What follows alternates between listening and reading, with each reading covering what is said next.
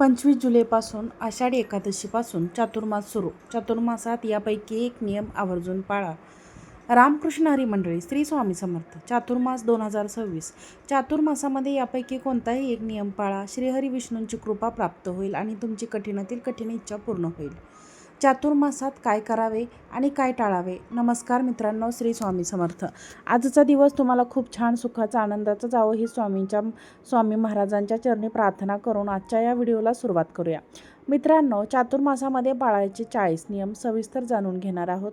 तर तुम्ही यातील एक जरी नियम पाळला तरी भगवान श्रीहरी विष्णूंची कृपा प्राप्त होईल आणि अखंड लक्ष्मी तुमच्या घरी नांदेल. आपल्या हिंदू धर्मामध्ये चातुर्मासाला अनन्यसाधारण असं महत्त्व प्राप्त आहे.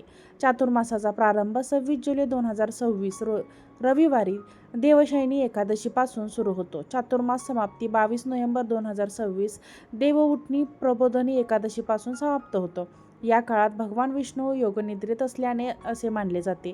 या काळात जप, तप, दान, व्रत असे सात्विक आहार आणि इतर नियमांचे पालन करायला विशेष महत्त्व दिले जाते. चातुर्मास म्हणजे हिंदू धर्मशास्त्रानुसार आषाढ शुद्ध एकादशी ते कार्तिक शुद्ध एकादशी या 4 महिन्याचा काळ असतो.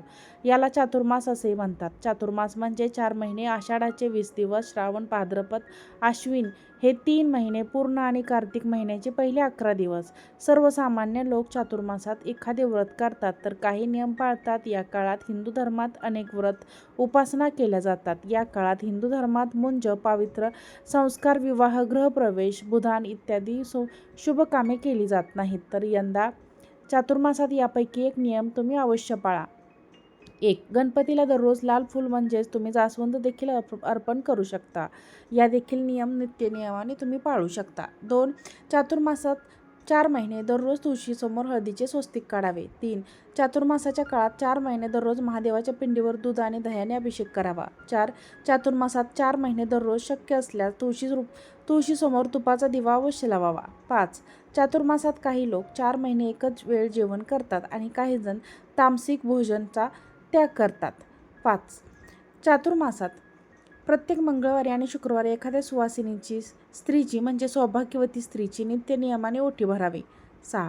चातुर्मासात हे 4 महिने सुंदरकांड, गीता आणि रामायणाचे पठण अवश्य करावे. माणसाच्या जीवनासाठी हे खूपच फलदायी आणि पुण्यदायी ठरते. 7. चातुर्मासात दान करणे हे विशेष शुभ फळ देणारे मानले जाते. या 4 महिन्यात दान करणे जीवन संरक्षण, आरोग्यासाठी फायदेशीर आहे. तसेच या काळात पितरांसाठी पिंडदान करण्यात उत्तम मानले जाते. त्यामुळे पितरांच्या आत्म्याला शांती मिळते. तसेच या महिन्यात केलेली कोणतीही उपासना किंवा साधना लवकर फळप्राप्ती देते. 8. चातुर्मासाच्या या 4 महिन्यात तुम्ही गायत्री मंत्राचा कमीत कमी 108 वेळा जप करावा. 9. 4 महिने दररोज पुरुष सूक्तम दिवसातून एकदा तरी वाचावे किंवा श्रवण करावे. तुम्ही गुरुचरित्रातील अध्याय दररोज वाचू शकता. तो खूपच प्रभावशाली आणि पुण्यदायी देखील आहे. 10. चातुर्मासात भगवान विष्णू योगनिद्रेत जातात. या दिवसात त्यांची पूजा आराधना करणे अतिशय शुभ मानले जाते. तसेच दररोज ओम नमो भगवते वासुदेवाय नमः या मंत्राचा दररोज जप करावा, म्हणजे भगवान विष्णू आपल्यावरती प्रसन्न होतात. 12. चातुर्मासामध्ये येणाऱ्या श्रावण महिन्यात भगवान शंकराची पूजा अर्चना केली जाते. हा श्रावण महिना भगवान शिवशंकरांना अतिशय प्रिय मानला जातो. असे म्हटलं जातं की जो भक्त खऱ्या मनाने भगवान शिवशंकरांची, विष्णूंची पूजा करतो त्याच्या आयुष्यातील संकटे, अडथळे, अडचणी कायमच्या दूर होतात. 13. चातुर्मासात तपश्चर्या आणि भक्ती अवस्थेत राहून दररोज सत्यनारायणाची कथा आणि जप किंवा श्रवण करण्यात अत्यंत शुभ मानला जातो. चातुर्मासात सूर्योदयापूर्वी उठून भगवान विष्णू आणि देवी लक्ष्मीची पूजा करावी. तसेच दररोज श्री विष्णू सहस्त्रनाम किंवा कनकधारा स्तोत्राचे पठण करावे. 14. चातुर्मासात 4 महिन्यात दररोज भगवद्गीतेतील एक अध्याय सुद्धा वाचू शकतो किंवा श्रवण करू शकता. याशिवाय तुम्ही स्वामी चरित्रातील क्रमशः 3 अध्याय आणि 7 अध्याय आवर्जून वाचावे. 15. चातुर्मासात 4 महिने दररोज जवळच्या परिसरातील असलेले एखाद्या मंदिरात दररोज प्रदक्षिणा घालाव्यात. हा सुद्धा अगदी सोपा नियम तुम्ही चातुर्मासामध्ये करू शकता. 17. चातुर्मासात या 4 महिन्यात दररोज तुम्ही महादेवाच्या मंदिरात जाऊन महादेवाच्या पिंडीवर 11 किंवा 108 बेलपत्र अर्पण करा. तसेच महादेवाच्या पिंडीवर पांढरे फूल अर्पण करा. हा सुद्धा नियम तुम्ही करू शकता. 16. चातुर्मासात महिन्यात दररोज आपल्या देवघरात तुपाचा दिवा अवश्य लावा. 17.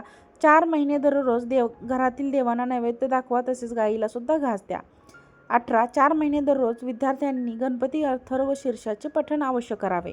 19 चातुर्मासात उपवास, जप, पवित्र नद्यांमध्ये स्नान, दान, भोजन करणे हे अत्यंत फलदायी मानलं जातं. या महिन्यात धार्मिक कार्य केल्याने विशेष फलप्राप्ती होते आणि भगवान श्रीहरी विष्णूंची कृपा आपल्यावरती सदैव राहते. 21 चातुर्मासात 4 महिने दररोज श्रीकृष्णाला आणि भगवान श्रीहरी विष्णूंना तुळस अर्पण करावे. 22 चातुर्मासातील प्रत्येक शुक्रवारी श्रीसूक्ताचे 11 वेळा दररोज नित्यनियमाने पठण करावे. 23 चातुर्मासातील या 4 महिन्यात बेलाच्या झाडाखाली दररोज संध्याकाळी अवश्य दिवा लावा. बेलपत्राचे झाड हे महादेवाचे रूप आहे, म्हणून त्यांची अवश्य पूजा करावी. अशा प्रकारे उपासना केल्यास आपल्याला शुभ फळ लवकर प्राप्त होते. 23 चातुर्मासात एकच वेळ जेवण करणे हे उत्तम मानले जाते. या 4 महिन्यात तुम्ही जेवढे सात्विक आहार कराल तेवढे चांगले. श्रावण महिन्यात भाजीपाला, दही, अश्विनमध्ये भाद्रपदमध्ये दही, अश्विनमध्ये दूध आणि कार्तिक महिन्यात डाळीचा त्याग करावा. या काळात शक्यतो पाण्याचा वापर जास्तीत जास्त करावा. शक्य तितके मन भगवंताकडे गुंतवून ठेवण्याचा प्रयत्न करा. 24 तुम्ही श्रीकृष्णाच्या मूर्तीवर, फोटोवर किंवा जी काही तुमच्याकडे असेल त्या श्रीकृष्णाचा फोटो असेल किंवा भगवान विष्णूंचा असेल, विठ्ठलाचा असेल, त्यावर तुम्ही दररोज पारिजातकाची फुले अर्पण करू शकता. अशा पद्धतीने तुमच्याकडून 4 महिने 1 लाख पारिजातकाची फुले अर्पण झाली पाहिजेत. 25 श्रीहरी विष्णूंना लक्ष तुळशी अर्पण करणे म्हणजे 1 लाख तुळशीचे पाने तुम्ही या 4 महिन्यात अर्पण कराव्या. 26 याचबरोबर हे 4ही महिने तुम्ही दुर्गे सप्तशतीचा दररोज पाठ करू शकता. 26 याचबरोबर गुरुचरित्राचे पारायण करू शकता. 27 नवनाथ पारायण करू शकता. तुम्ही शिवलीला अमृताचे ग्रंथाचे पारायण देखील करू शकता किंवा शिवलीला त्या 18वा अध्याय याची सुद्धा तुम्ही दररोज पठण करू शकता किंवा वाचन करू शकता. त्याचबरोबर श्री गणेशांना लक्ष दुर्वाचन 1 लाख दुर्वा तुम्ही गणपती बाप्पांना या 4 महिन्याच्या काळात अर्पण करा. या पद्धतीचा देखील तुम्ही संकल्प तुम्हाला घेता येईल. 28 आषाढी एकादशीपासून ते कार्तिक एकादशीपर्यंत महादेवांना 4 महिन्यामध्ये 1 लाख पांढरी फुले अर्पण करा. म्हणजे रोज काही असं ठरलेलं नाही की रोज 1000 2000 असं काही नाही. रोज म्हणजे 4 महिन्यामध्ये 1 लाख फुले जी आहेत तर ती तुम्ही समजून शिवलिंगाला अर्पण करा.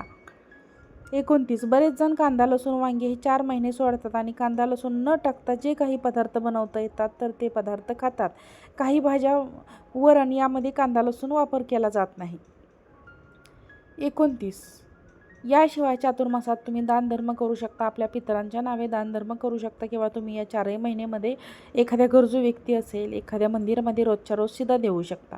30 या चातुर्मासात बाळकृष्णाला जर तुम्ही तुळशीपत्र किंवा मंजुळ अर्पण करण्याची सेवा करत असाल तर तुम्ही दर गुरुवारी किंवा बुधवारी या सेवेला जे आहे तर ती सुरुवात करू शकता. अगदी चातुर्मासातील कोणत्याही दिवसापासून तुम्ही कोणत्याही व्रताला सुरुवात केली तरी देखील चालू शकते. 31 हे 4 महिने भगवान श्रीहरी विष्णूंची सर्वात प्रभावी सेवा म्हणजे विष्णू सहस्त्रनामाचे दररोज तुम्ही पठण करू शकता किंवा विष्णू सहस्त्रनामावली म्हणत तुम्ही आपल्या देवघरातील बाळकृष्णांची मूर्ती आहे तिला तुळशीपत्र अर्पण करू शकता किंवा पिवळी फुले अर्पण करू शकता.